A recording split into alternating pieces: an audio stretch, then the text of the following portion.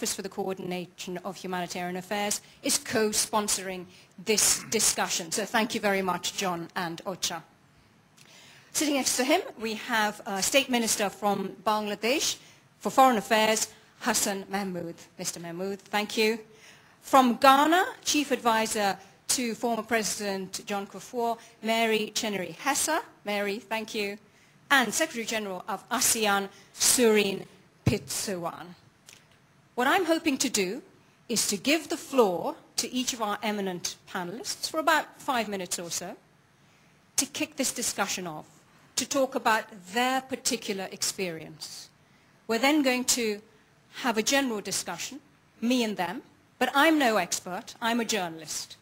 That's just the beginning of what we hope will be a wider discussion in which every one of you will take part. We're a small group, which means we can have a proper discussion. You don't have to wait to put your hand up and wave desperately from the back. We will definitely get to you. So, enough of me.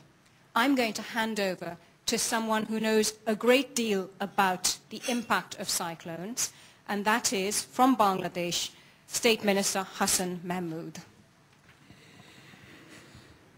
Thank you, Madam Moderator, Excellencies, distinguished participants, ladies and gentlemen.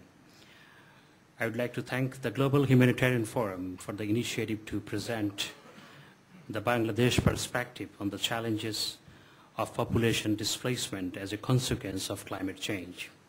Honorable Prime Minister of Bangladesh, Her Excellency Sheikh Hasina, was invited to this important event.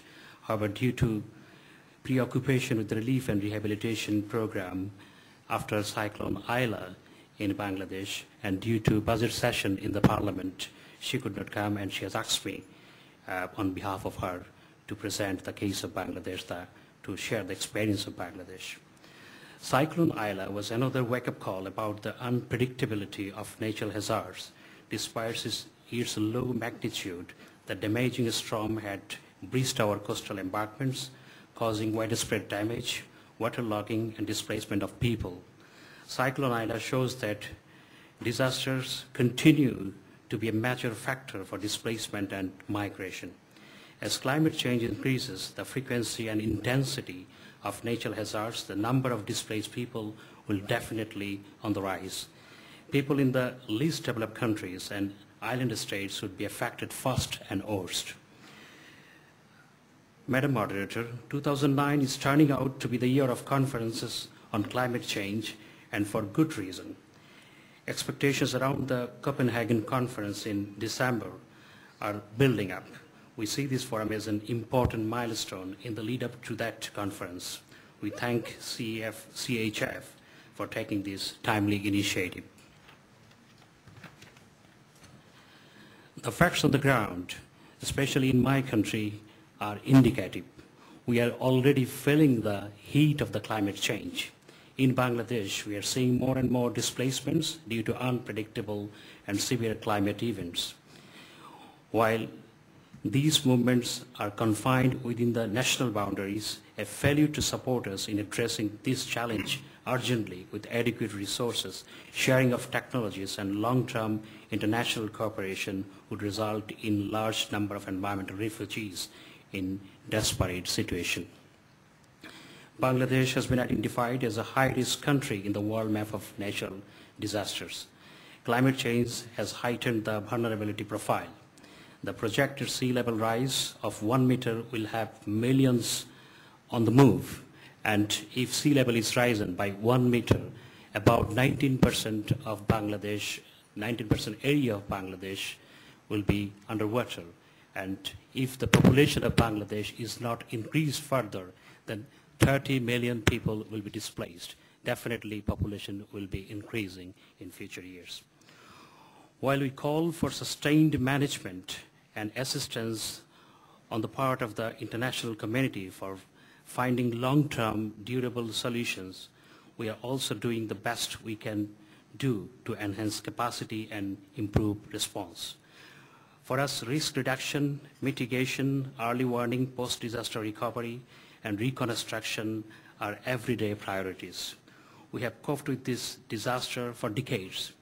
Our people may be vulnerable, but their resilience is acclaimed all over the world. Our national disaster management framework involves all tiers of the government, from the National Council headed by the Honorable Prime Minister to the union and village level communities. We have a comprehensive disaster management program with standing orders on early warning and emergency management. Partnership with the affected communities, volunteer network and civil society are crucial to the success of our inventions. The result of all this investment was clearly evident in the aftermath of the Cyclone Sidr. While similar category 4 cyclones have resulted in hundreds of thousands of deaths in the past, this time during the Cyclone Sidr, the casualty numbers are over 3,000 only. Property and infrastructure damage was contained through coordinated and timely action by government, local authorities, and volunteer networks.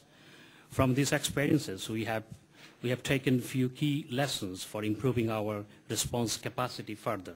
First, strengthening early warning dissemination at the community level and designing the warning system in a way so that this warning system is understandable by the illiterate people in the rural areas of Bangladesh. Second, enhancing community empowerment and resilience, including involving women in greater numbers. Third, reducing risk factors. And fourth, in the past, we had the understanding we could prevent natural disaster, but now we have realized it is not possible to prevent the natural disaster. Now the attitude and the planning, how to live with the natural disaster, how to live with the natural calamities. And finally, the coordination of emergency response. Overall, we have learned that our response capacity must shift its focus from relief and rehabilitation to risk reduction.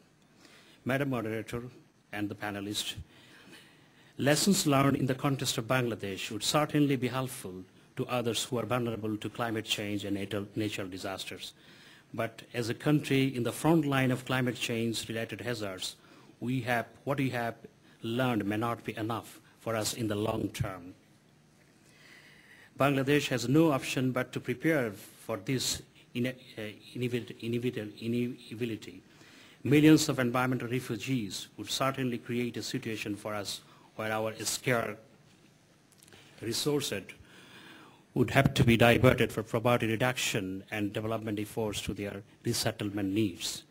At the national level, the government has initiated a process of dialogue within the country involving stakeholders and UN system and IOM in order to devise a long-term strategy. However, this is a daunting challenge, one that cannot be addressed and implemented without support and sustained engagement from the international community. As has been noted in a recent report on this subject, climate-related migration and displacement can be effectively addressed only if they are recognized as global concerns rather than local crises. We therefore propose that there is a need for creating a framework, possibility within the UN, that would bring together the vulnerable countries, donors, international organizations and civil society and develop modalities for assistance to countries with higher risk.